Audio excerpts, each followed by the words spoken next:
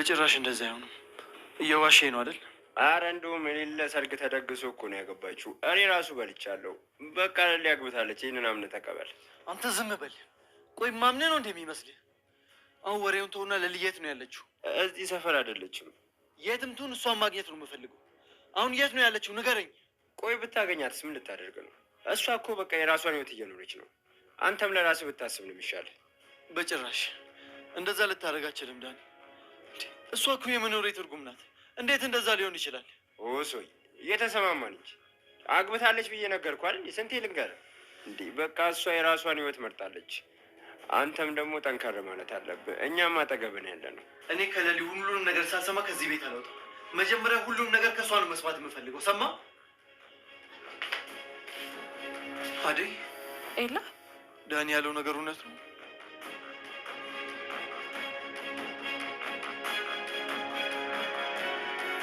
ሰላም ሰላም፣ ጤና ይስጥልን ውድና የተከበራችሁ ውድ ቻናል ቤተሰቦች እንኳን ደህና መጣችሁ። በያላችሁበት ሰላማችሁ ብዙ ትርፍርፍ ይበልልኝ። ሰራተኛ አደይ ክፍል 278 ይዤላችሁ ቀርብ ያለው። ይህንን ቪዲዮ ከወደዳችሁት ላይክ፣ ሰብስክራይብ በማድረግ ቤተሰብ ብትሆኑ በአክብሮት በትህትና እንጠይቃለን ማለት ነው። ለአደይ ሰርግ ሽርጉድ እያሉ ነው። እናም ደግሞ የሌሊ ኤላ መጥቶ እንግዲህ ሌሊ የት ነች በማለት እንግዲህ ለሁሉም ያፋጠጠ ይገኛል ማለት ነው። እንግዲህ ለዶክተሩ ጓደኛ አደይን ካንተ እጅ መውጣት የለባትም ዴቭ መግባት የለባትም በማለት እንግዲህ ለዶክተሩ እንግዲህ ከጎኑ እየገባ እያደፋፈረው ይገኛል። ዶክተሩ እኔ እንደዚህ አይነት ነገር እንደማልወድ በደንብ ታውቃለህ፣ እንዴት እንደዚህ ትለኛለህ? በማለትም ከጓደኛው ጋር ይጣላል ማለት ነው ዶክተሩ። አደይም ኤላ ስታይ በጣም ደንግጣለች ማለት ነው። ሁለቱም አይን ከአይን ተፋጠዋል ማለት ነው። እንግዲህ ኤላ እንግዲህ እንዴት ነው ለሊ አግብታለች ሲባል በጣም ተደናግጦ አይናቸውን እያያቸውም ነበረ። ያለ እኔ እንዴት ነው የምታገባው በማለት በጣም ተቋጣ ማለት ነው። እንግዲህ የዶክተር ጓደኛ እዩቲ ለምንድን ነው አንተ በቅናት እንደዚህ የምትሆነው? እሷ ስታያት የዴቭ እጮኛ ከሆነች አንተ ታዲያ ለምንድን ነው በቅናት እንደዚህ የምትሆነው ብሎ ይጠይቀዋል። አንተ እኔ ለአደይ ምን አይነት ቦታ እንዳለኝ አታውቅም።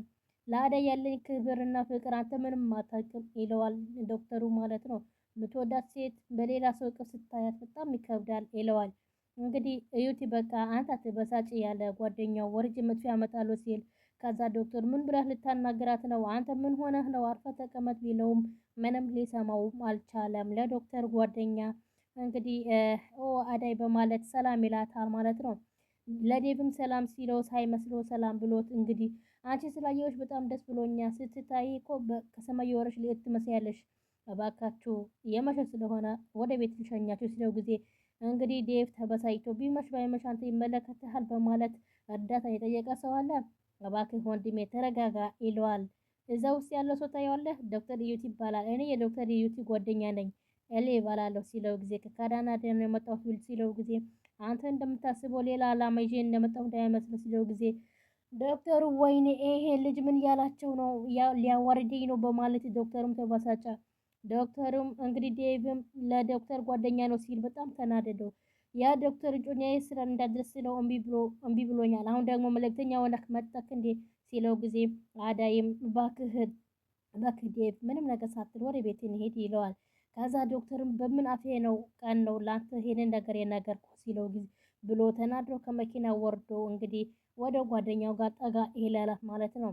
ከዛ ምን የሆንክ ነው ሲለው ጊዜ ቆይ አንተ ምን አይነት ነገር ነው? በእስላማዊ መንገድ ማውራት አትችልም? አንተ ምንድነው የምታፈጠው?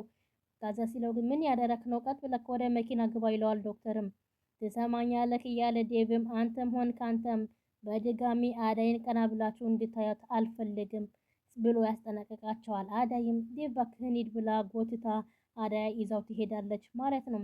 ከዛ የዶክተር ጓደኛ በሚገባው ነገር እንግዲህ አስጠነቀቀው ሲለው ጊዜ ይሄ ሰውዬው ግልፍተኛና ስሜታዊ ስለሆነ የማይጠነቀቅ ነው እያለው ይገኛል። ትሰማኛለህ ዋጋው ያበቃ አይመስልም ሲለው ጊዜ ምንድነው ያልከው? ቆይ እንዴት ነገር ነው ካፉ የሚወጣ? በፍጹም ሊሆን አይችልም። አዳይ ለዴቭ ናት በቃ ተው ይለዋል ዶክተር ማለት ነው። ይሄ ነገር እርሳው ሲለው ጊዜ አንተ ብቻ ተረጋጋ፣ በቅርቡ አዳይ ወደ አንተ አደርጋታለሁ፣ እሱም በራሴ መንገድ እንዴት እንደማደርገው አሳይሃለሁ፣ ምንም ነገር እንዳታስብ ይለዋል ማለት ነው። ከዛ ዶክተሩም ተናዶ ተበሳጭቶ በምን ቀን ነው ይሄ ልጅ የነገርኩት በማለትም ብቻው ተናዶ መቶ ሁሉ በአንዴ መቶ ብጥብጥ አድርጎታል። አይን እያለ ተናደዋል ማለት ነው። እንግዲህ ኤላም ሻንጣው ሸከፍ አድርጎ መጥቶ እንግዲህ በር ላይም በርም ሲያንኳኳ ሲጠብቅም የኔ ፍቅር መጣሁልሽ በማለት በሩን እየደበደበ ይገኛል ማለት ነው። ኤላ እንግዲህ ምን አይነት ፈጣጣና ምን አይነት አይን አውጣ እንደሆነ ከዚህ በፊት የደምን በአልቅሳ ለምነዋለች። ምንም ነገር ሳይል እንግዲህ ከድሮ ከጮኛው ጋር እንግዲህ ጥሎ እንዲሄደ እናቅ ነበረ። እዛኔም ደግሞ ለምለም አልቅሳ የደምን በአልቅሳ እባክህን ኤላ እንደዚህ ያታድርግ በማለት ለሰርጋቸው ሽርጉድ በማለት ቀለበት አድርጎላት እንግዲህ በዛ ወቅት እንግዲህ አንድ ፍቅረኛዋ እዛ ውጭ ሀገር የምትኖር ፍቅረኛዋ አርግዣለሁ ስትለው ጥሏት ሄዶ ነበረ። ከዛ አሁን ደግሞ ልክ አሁን መጥቶ አዳይ ለምለም አግብታለች ሲባል ሲሰማ ማግባቷን ሲሰማ በጣም ተበሳጨ ማለት ነው። ይሄንን ነገር በጣም የሚያስጠላና በጣም እንግዲህ አሁን ሌላ ለምለም እሱ ቁጭ ብላ እስኪ እናንተ ኮሜንታተሮችም እናንተም ቢሆን ፍረዱ። ይሄ ነገር ማለት ነው።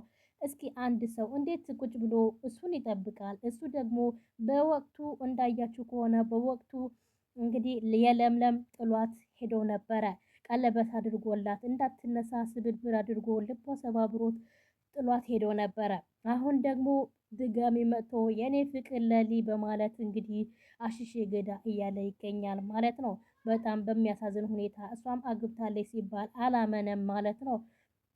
እንግዲህ እስኪ የእናንተም ሀሳብ አስተያየታችሁ በዚህ ላይ እስኪ ኮሜንት ላይ ምን ትላላችሁ? እናንተም ቢሆን ማለት ነው በእናንተም ቢሆን ፍረዱ እስኪ። ከዚህ በፊት አንድ ፍቅረኛ ኖራችሁ እንግዲህ አንድ ላይ የሆናችሁ እጃችሁ ላይ ቀለበት አድርጎላችሁ ለሰርጋችሁ የተጠባበቃችሁ እያላችሁ አንድ ሴት ልጅ አርግዣለሁ ብላ ስልክ ብደውልላችሁ እናንተስ ምን ትላላችሁ? እና ይሄንን ነገር በእናንተ በእኔስ ቢሆን ብላችሁ አስባችሁ እስኪ ኮሜንት ላይ ሀሳብ አስተያየታችሁ በዚህ ላይ በኤላና በለምለም ጉዳይ እስኪ ሀሳባችሁ ኮሜንት ላይ እንድታስቀምጡልኝ እፈልጋለሁ ማለት ነው።